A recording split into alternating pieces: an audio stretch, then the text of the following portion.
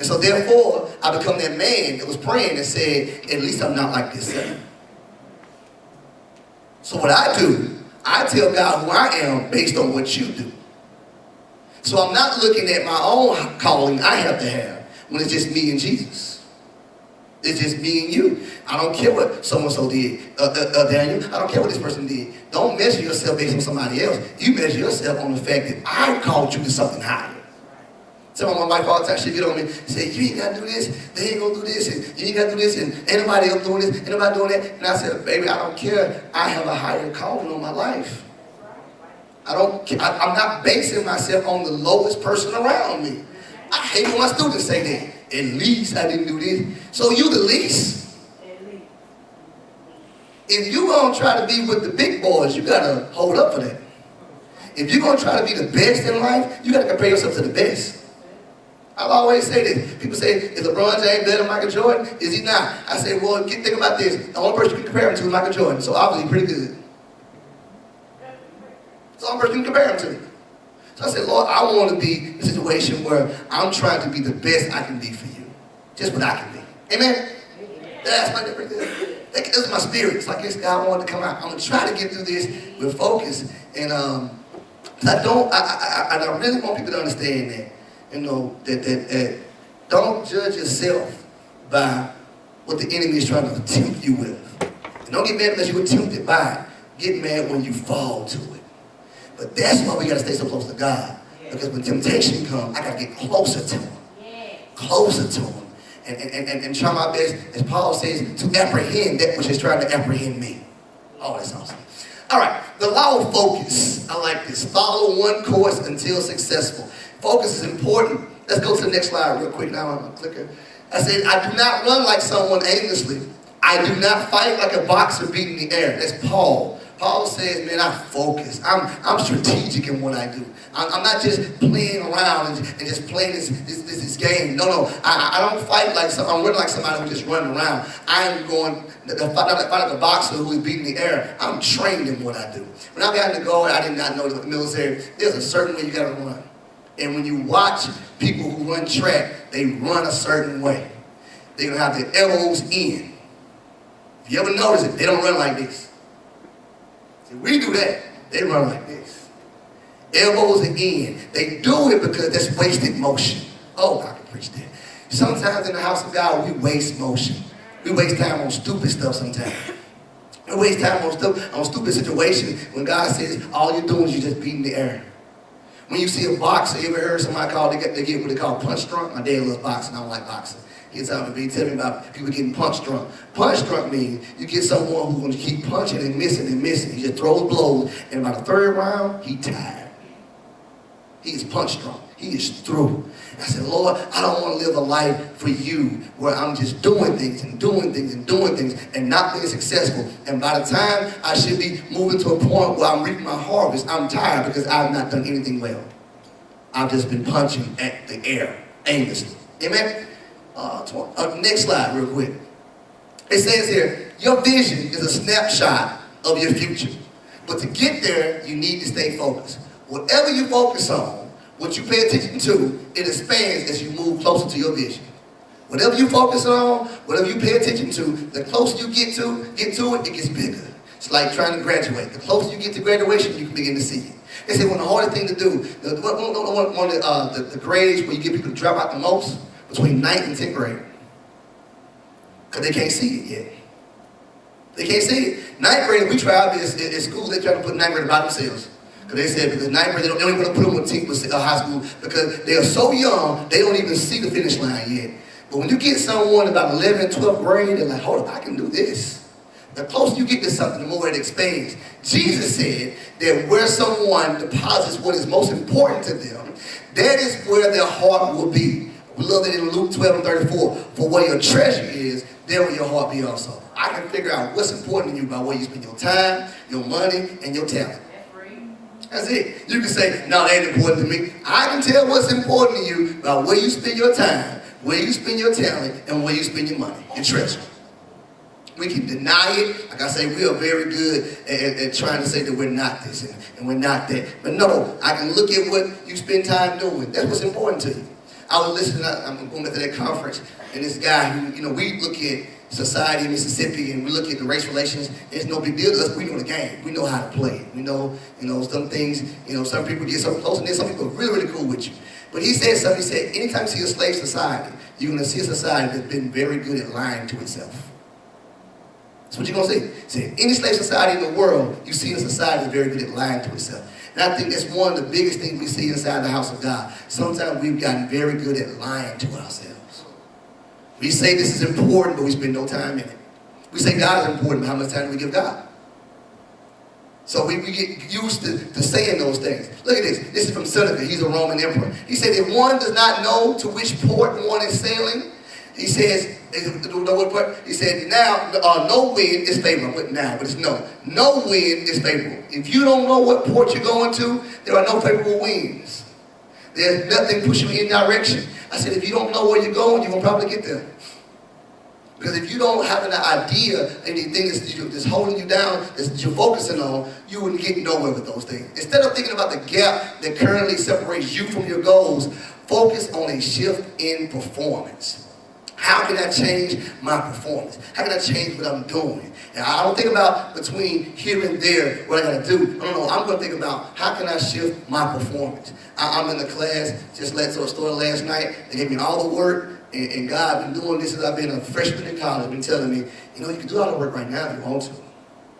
You know what we do? We get to the end, we're like, I can't turn this paper in. I got so much to do. All this stuff is going on. You know why that happens? Because we start at the beginning and we don't do anything. And the paper's due on March 18th. We start on it on March 17th. Maybe March 17th. Sometimes I start on March. Sometimes I'm at work doing it March 18th. Now look at that, and God says, if you're going to get through this program, you got to change your performance. You can't be the way you were in undergrad. This is the real stuff now. So we got to think about that. Go to the next slide. I like this one. It says, develop your focus. Here it go back real quick. Develop your focus. Here's something that's important, and the writer puts down here. Establish daily, weekly, monthly, and yearly plans. That's the difference between people who are successful and those who aren't. If you just plan on going to work and coming back home, this is not for you. But if you got things you want to do in your life, you got goals you want to get to reach in your life, you got to get to a point. You make some daily, some weekly, some monthly, and some yearly plans. This year got to mean something. Everybody think about that. This year got to mean something. You got to put a mandate on this year.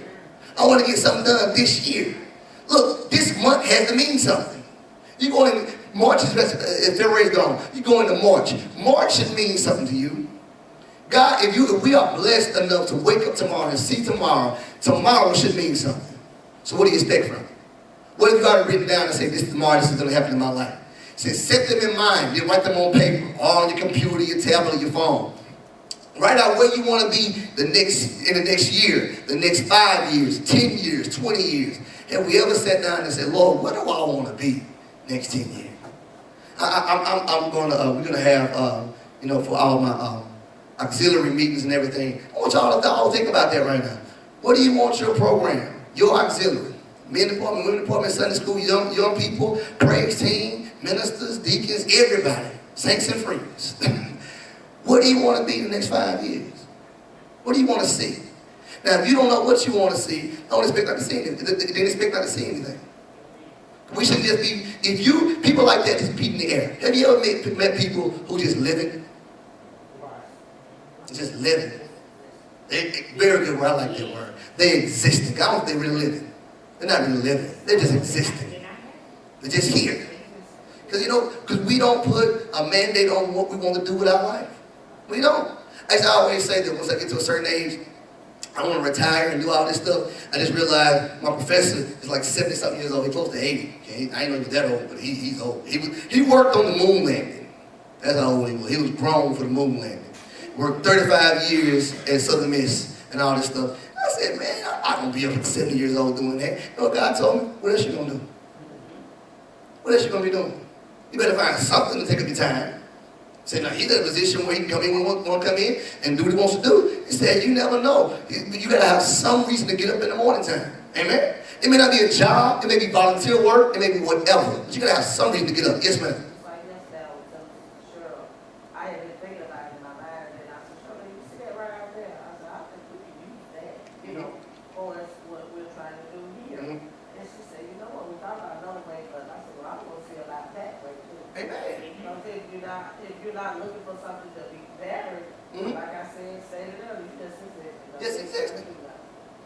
And that's one thing I don't want to, I'm sorry, go ahead. I just said you got to want better. That's one thing I want in my life. I want to be the best that I can be. I don't want to go to heaven with ideas that I didn't use, with things I didn't try. I want to be the best I can be. And this is what they got rights about. And it's very good. Let's go to the next slide real quick. If the size of the task frightens you, if you slack off, if you don't follow through, in 5 or 10 years, you'll be the same or worse off than today. You'll be the same thing you are today. You know, I didn't want to go back to school. I tell you that I was through. And someone told me, said, look, you're going to be here 10 years from now. Do you want to be here with an advanced degree or not? Because you're going to be here. You ain't going nowhere. You might as well be here with an advanced degree. When I thought about that, one of my bosses, one of my supervisors told me that. I said, man, that makes a lot of sense. I said, because I want to be in a different situation. I don't want to be worse off or the same as I am today. I love what Muhammad Ali said. If a man thinks the same way at 50 that he thinks at 30, then he wasted 20 years of his life. So when people say, did you change? Yes, I've changed. I grew up, man. Not the same person. I had an opportunity. I felt really good with one of my good friends, they're in the frat group now. He was in class with me, and I was looking at both of us. I said, you know, we were some fools back in the day, man. I said, well, look at where we are right now. That comes by planning. And there's some people in the same situation that we were back when this other man is trying to relive those days. We moving on to different things, bigger things instead of our life. You gotta set a mandate on that. Get moving on those things. Make a checklist. Check some things off in your life. Feel accomplished by doing that. Make sure that you do that. Have that list. Let's move on. I'm trying to hit 2 more times for me. All right. The kingdom of heaven is like a merchant looking for fine pearls. When he found one of great value, he went away and sold everything he had and bought it. To focus means to sacrifice.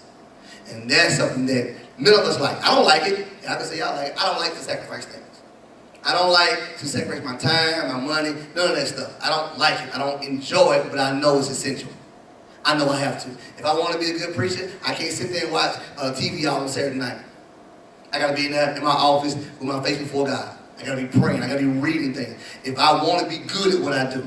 Now, if I just want to pass for just getting by, then I can just get by. But no, if I want to be the best, I got to work. I never forget what Coach Williams said. He said, Baker, there's some good coaches that are smarter than me, that are better than me. He said, they don't mean they can outwork me. I never forgot that in my life. They don't mean they can outwork me. He said, if I work harder, sometimes I'll beat the ones that are even better than me. It's about work. What are you going to sacrifice? No one can focus on anything if at the same time they don't have the courage to sacrifice something else. If you're going to focus on something, that means you're sacrificing. Therefore, we call opportunity cost. If I'm working on this, that means I'm not doing something else. Mother Evelyn is here, so she's not watching CSI. It's a very simple way to put it, but it's the truth, isn't it? You can't focus on one thing and not sacrifice something else.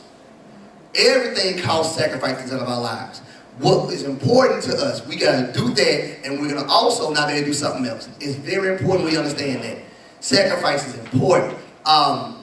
Let's go to the next one real quick. And I like this with Jesus, he gives those parables. He says, click one more time for me.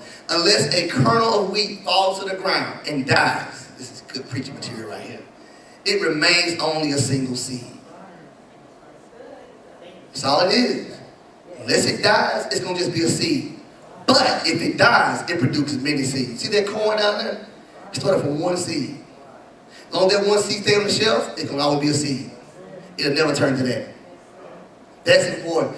This tells us that every job, every achievement requires from us some kind of sacrifice.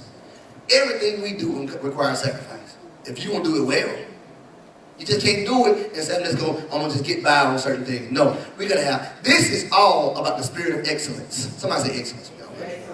Man, put that in the spirit. This is all about the spirit, about excellence. No matter what you do, reports you turn in at work, whatever you do inside the church, whatever you do, think about excellence. Excellence. Now, I'm going to come out and say, some of y'all didn't know, but I tell you, I fired my son because he would have an excellent spirit about him. Sure did. Straight fired. He was back there in the back, and I was excited about the sermon. You know, sometimes you think you do pretty good. I got my point across well in that one. Sometimes you're kind of excited about uploading on YouTube. I get to the house, some stuff I put on the board was misspelled. And I didn't like that because I spelled it out for him. That means you were careless. That means you didn't care. Y'all gonna look at me bad. I don't care. Set him down for 3 weeks. It's not gonna happen. I said, because one thing I said, son, no matter if you are not gonna be careful with this, you won't be careful at your job. You won't be careful at your school. And you're gonna do everything you do without a spirit of excellence, and you'll never be successful. So I need to let you know that this is not acceptable. Dad stayed up all night doing this sermon, man. While you was in the bed chilling, I stayed up all night doing that. You could at least make sure it's gonna look good up there. It may sound harsh, but I believe in excellence. I believe in excellence. Because one day you're gonna boss, and this boss ain't gonna sit there and pat him on the back. Well, it's all right, Kylie. You know what he's gonna do? He's gonna find a person with excellence on them. So at 13, he has to learn that. And one thing I teach him too, you better be much better at what you do for God than in the world. I teach him, you better be better at whatever you do for God. Don't ever give the world any more than you give God. So I'm putting it in your spirit right now. If you're going to do it for God, and I said, I don't want you to think you just did it for daddy. I know you just think you're doing it for daddy, but you're doing this for God. I don't want you to have a spirit when you get to be 25 and you just throw God anything. No, we don't do that, man. We give God our best, whatever we do. That's focus. That's sacrifice, amen?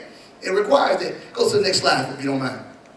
Success and failure demands some sacrifice, both of them. Whether it's successful or you're being failure, it demands sacrifice. The price of success usually comes first, what we call delayed gratification. And the person enjoys life afterwards. So you sacrifice up front, and you become successful, you enjoy the fruits of your success later on. But failure usually happens to those who don't make an effort at the beginning. That's it. You don't make an effort, you don't want to plan, you don't want to put any work in, then guess what's going to happen? You're going to pay the price later. You can pay now and pay later. There's something I always say, you can get my push-ups now, I'm going to be worse later on. You can pay now, you're going to pay later. In life, isn't that true? In life, you can sacrifice right now and get to a certain level, or you're going to pay for it later on in life. Just the way life is. All of us right now, guess what? Christmas is coming. It's coming, ain't it? Whether you like it or not, December 25th is coming. Do we got some money put aside now? We be sitting in that. If we're not, some of us got smarter, you learn to put it aside. Because if you don't do it, that's what's going to happen. You got to borrow some money. Then you're going to be looking great. Amen? Whatever we got to do, you got to understand that success and failure, they both demand sacrifice. You can pay now, you can pay later. Whatever you're going to sacrifice sometime in your life. Next slide. We're going to think it's almost about through. Focus versus positive thinking. Bible says in Colossians 3:2, set your mind on things above, not on earthly things. The more you think about good and positive things, the more good and positive things will happen. I'm going to tell you this. Thoughts alone don't change reality. You can think about it all day. It ain't going to change that. But action is required for that. But everything starts inside your mind. It can be in your mind until you put the action in, nothing will happen. But the first thing you got to do for somebody is empower that mind. So we do in school, don't we? You got to tell a kid they can do it. Now, I can't give you the grade because you think you can do it. I can give you an A because you think you can do it. I'm going to give you an A because now that once you think you can do it, you're going to put forth the effort to go do it. That's very important. Everything we do, it starts in our mind. I get on, being a parent, man, you come with some good sermon because whatever you tell your son, God is telling you. He getting on you about it. Like, he's my heavenly father. And he'll say, I don't know why I did that. I say, no, that don't work. You know why they did it. You don't just do things. None of us just do things. It started somewhere, didn't it? It started somewhere. And so what we got to do is get honest enough with ourselves to figure out, where did that come from? When we say things, well, where did that come from? I do things, where did that come from? It starts in your mind, amen? Go to the next slide for me. I think this is it. When the Bible tells us to strive for the things above, it is also telling us to look for loftier goals. God wants us to go for the best. He don't want you to go for the least things. He wants you to go for the best, to strive for better ideas and better thoughts. I love this. Now, if you want a scripture to start your day off every day, to get yourself right, for a right focus, write down Philippians 4:8. Telling you, if you want to make sure I don't say crazy stuff, do crazy stuff, have a bad mindset, do this. Because we all have a situation that will text our mind. Philippians 4:8 says, finally, brother, he said, this is how I'm going to end this whole letter off. He says, brothers and sisters, whatever is true. See, I can't go by gossip. Can't go by he said, she said. I go by whatever is true. Whatever is true, whatever is noble, whatever is right, whatever is pure, whatever is lovely, whatever is admirable. If anything is excellent or praiseworthy. I even think about excellent stuff. I don't think about being the least. I think about being the best. I think about excellence in everything. Think about such things. That's what we got to think about. You spend your time thinking about that. Sometimes we spend our time thinking about things that are crazy. Spend our time thinking about things that are not going to help us out. Can I be real with you too? Sometimes we spend our time thinking about things that we can't change. Can't even change it, man. You're not going to fix that. So what you need to do, take that time that you are spending thinking about that, shift to something else. Lord, let me think about things that are true. The devil's lying to me all the time. The devil tells me I can't. The devil tells me I'll never be able to. But the truth is, I'm more than a conqueror through Christ Jesus. The truth is, I can do all things. So I got to think about whatever is true, because the word of God is true, isn't it? I got to think about whatever is noble, whatever is right. Think about wrong things, whatever is pure. And this is the interesting thing, and God is working on me, because certain scriptures really get to you. And sometimes when people say, that's wrong, he's a bad person, she's a bad person, they all this, they trying to get you, they trying to do this. The Bible says, to him that is evil, everything is evil. God got me on that one. That's right. Whoever, if you are already